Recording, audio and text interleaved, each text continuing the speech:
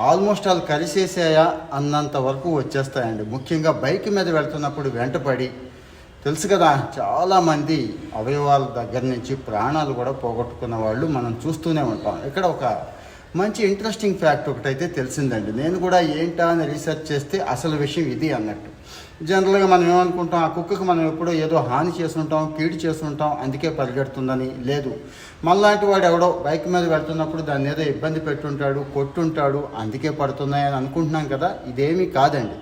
కుక్కకి వాసన చూసే శక్తి చాలా చాలా ఎక్కువ. చాలా వరకు కుక్కలు ఒక్కసారి అబ్జర్వ్ చేయండి, ఏదైనా బైక్ కానీ కార్ కానీ పార్కింగ్ చేసుంటే ఆ టైర్ మీద వచ్చి సుస్సు పోస్తాయి అన్నట్టు.